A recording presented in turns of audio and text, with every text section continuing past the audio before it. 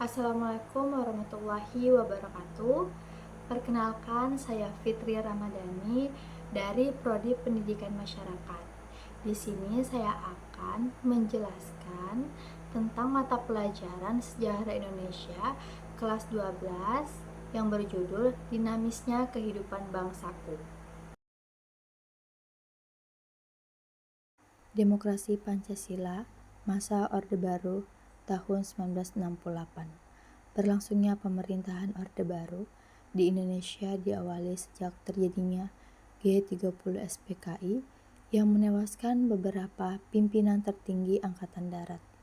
Ini menciptakan krisis politik dan kekacauan yang kemudian dimanfaatkan oleh Soeharto untuk menggulingkan pemerintahan Soekarno dan membentuk Orde Baru. G30 SPKI berhasil diatasi oleh Soeharto selaku Panglima Komando Strategi Angkatan Darat. Ini memainkan peran penting dalam penumpasan G30 SPKI.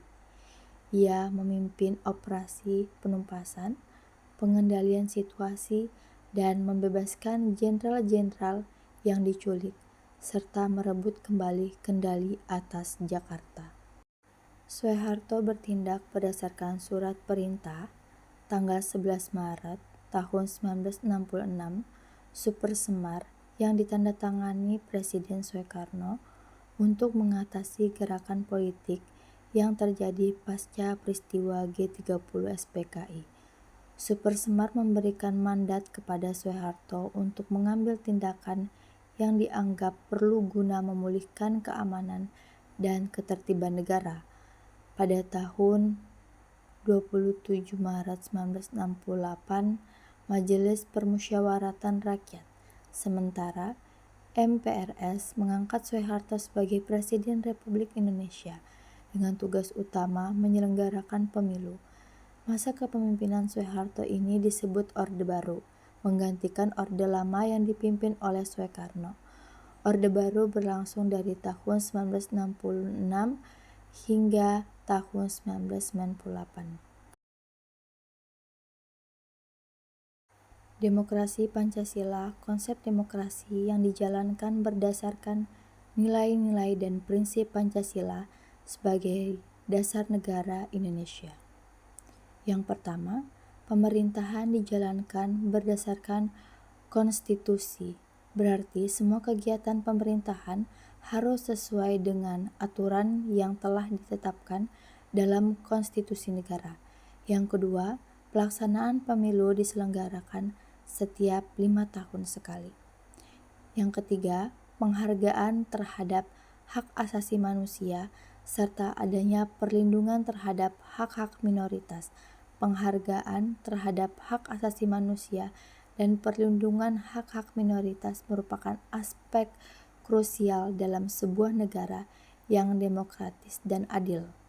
Penghargaan terhadap HAM mencangkup pengakuan dan jaminan terhadap hak-hak berdasarkan melekat pada setiap individu, seperti hak hidup, kebebasan berpendapat, beragam, dan berserikat.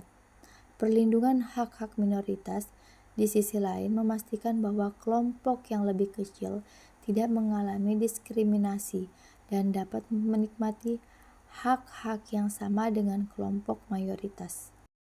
4.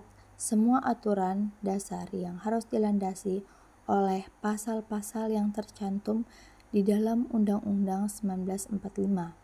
Yang kelima, Presiden berkewajiban melaksanakan keputusan-keputusan MPR dan bertanggung jawab kepada Sidang Umum MPR. Yang keenam, MPR membagi kedaulatan kepada lembaga negara selain Presiden dan DPR antara lain MA dan BPK. MPR memiliki kedudukan yang sama dengan lembaga negara lainnya seperti Mahkamah Agung dan Badan Pemeriksaan Keuangan. MPR tidak memiliki wewenang untuk membagi kedaulatan kepada MA dan BPK. MA dan BPK adalah lembaga negara yang mandiri dan memiliki wewenang masing-masing. Dalam demokrasi Pancasila masa Orde Baru tahun 1968 ada beberapa peristiwa. Yang pertama, pembubaran PKI berdasarkan ketetapan MPRS nomor 24 MPRS 1966, PKI resmi dibubarkan dan dinyatakan sebagai organisasi terlarang di seluruh Indonesia. Kedua, penyederhanaan partai politik. Partai Persatuan Pembangunan atau disingkat sebagai PPP merupakan gabungan dari Nahdlatul Ulama NU, Parmusi, Partai dan PSI, Partai Demokrasi Indonesia atau yang disingkat dengan PDI, merupakan gabungan dari Partai Nasional Indonesia, PNI, Partai Katolik, Partai Murba, IPKI, dan Perindo.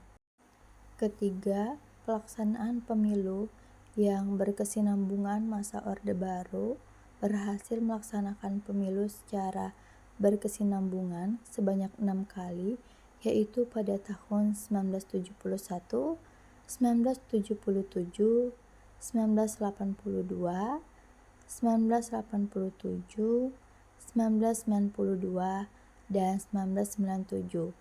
Asas Luber yaitu akronim dari langsung, umum, bebas, dan rahasia.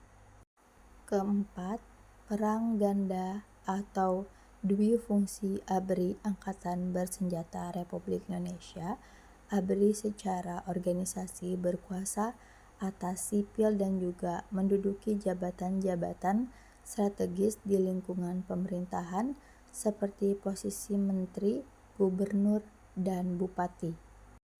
Kelima, pedoman penghayatan dan pengamalan Pancasila P4 sejak tahun 1978.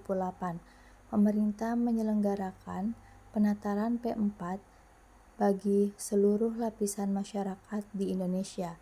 Semua organisasi yang ada tidak diperbolehkan menggunakan asas selain Pancasila. Dan terakhir, keenam, penataan politik luar negeri Indonesia. Indonesia kembali menjadi anggota PBB pada tanggal 28 September tahun 1966. Indonesia juga membangun hubungan bilateral dengan Malaysia, pembekukan hubungan Tiongkok karena peristiwa G30 SPKI. Demokrasi Pancasila masa Orde Baru.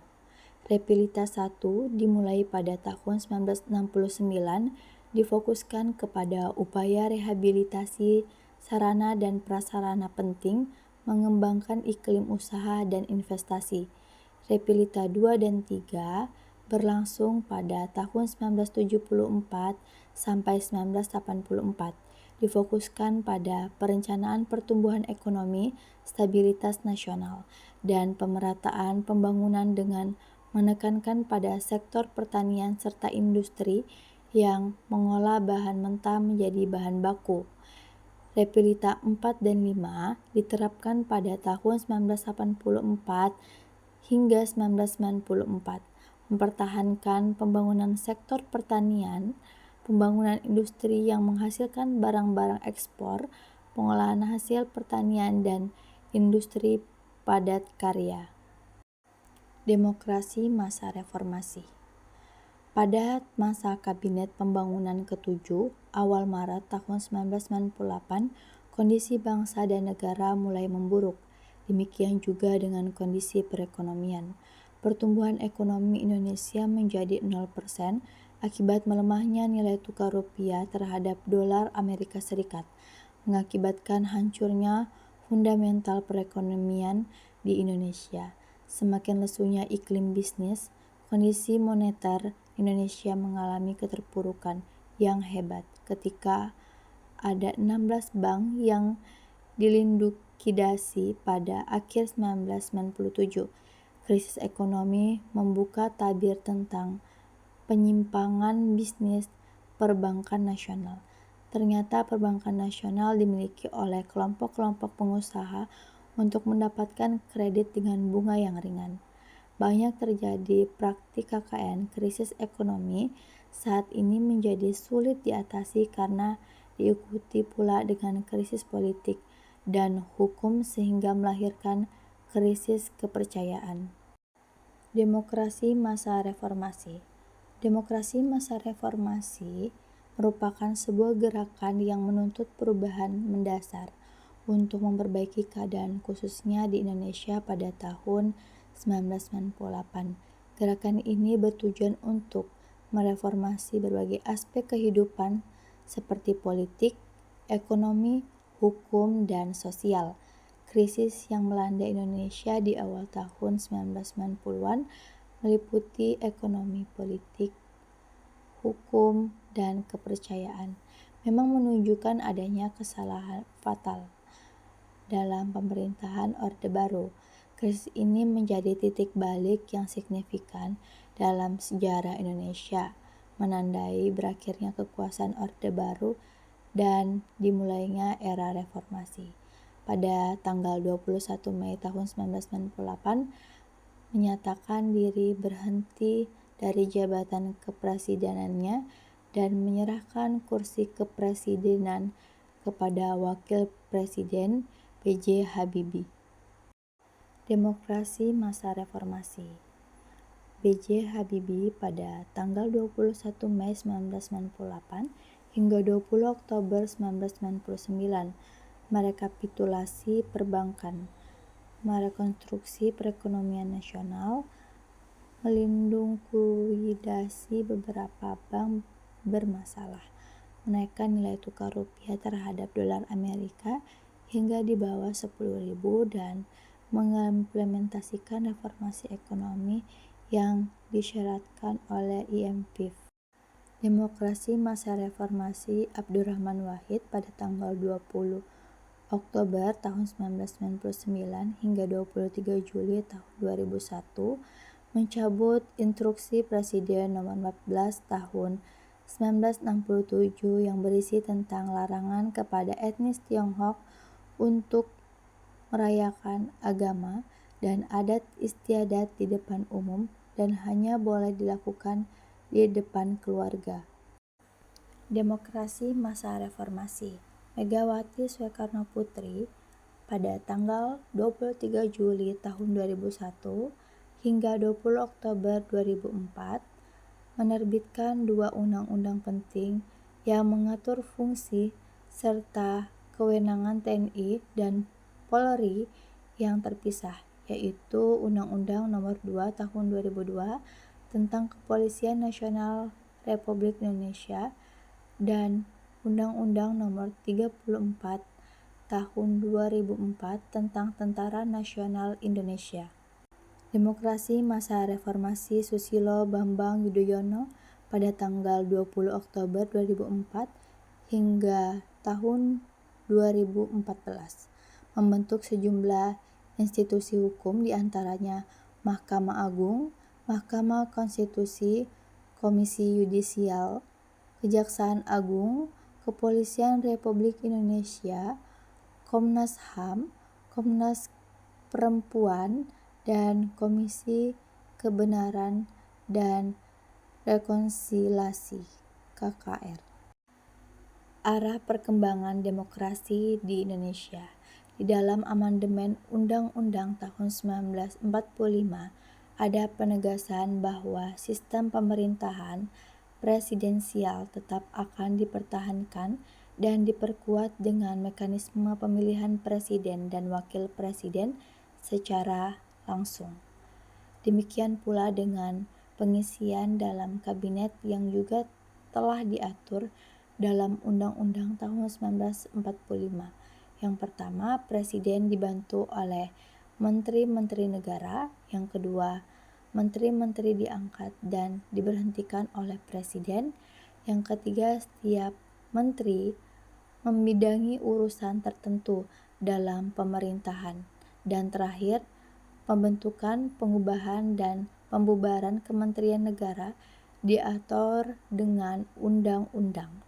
Undang-Undang Nomor 39 Tahun 2009 tentang Kementerian Negara, keleluasan presiden dalam menentukan struktur kabinet menjadi terbatas. Undang-undang tersebut secara tegas membatasi sejumlah menteri yang tidak boleh lebih dari 34 kementerian. Baik, terima kasih telah menonton. Semoga materi yang saya jelaskan bisa bermanfaat untuk kita semua.